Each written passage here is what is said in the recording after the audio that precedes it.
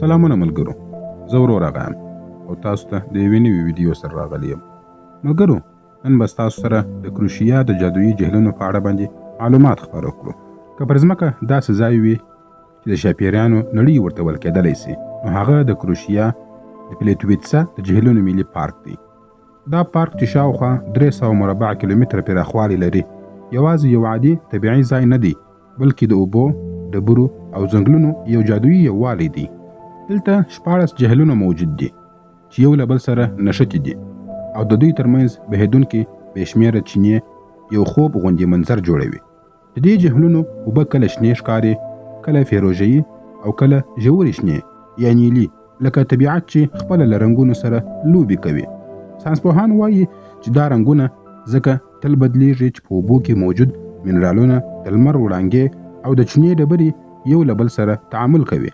همدا وجه ده چې دا جهیلونه هر ځل په کتلو سره نوی او بیل ښکاري. ملګرو، دا ټول منظر د سلګونو زرو کلونو د طبیعي بهیر پایله ده. دلته د چونې او تراورټین ډبرې د اوبو په بهیدو کې ورو ورو حل کیږي او نوې طبقې جوړوي. دا طبقې بیا د جهیلونو او چینو پر غاړو راټولیږي او اوبه په بیلابیلو کچو ویشي.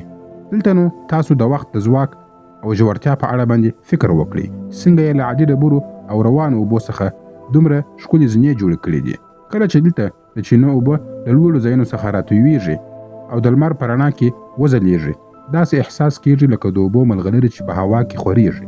د دې ټولو منظرو په لیدلو سره انسان داسې فکر کوي لکه د طبیعت په یو ژوندۍ انځورګرۍ کې چې ولاړ وي.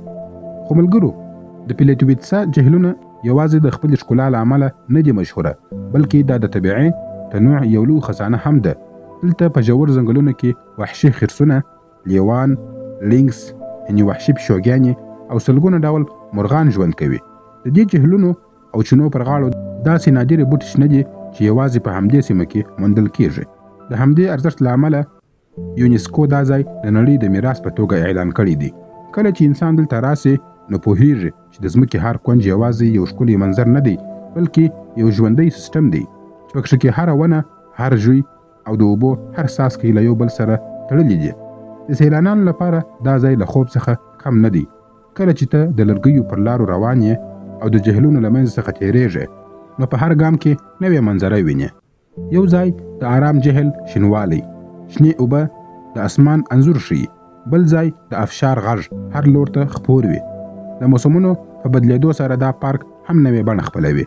په اوړي کې دا ځای شین جنت وي، په مني کې د سرو زرو د شاپیریانو ځمکه ښکاري، په ژمي کې د واورو پوښلی کور او په پسرلي کې له ګلونو څخه ډکه دره. همدا وجه ده چې دا ځای په هر موسم کې نوې کیسه بیانوي.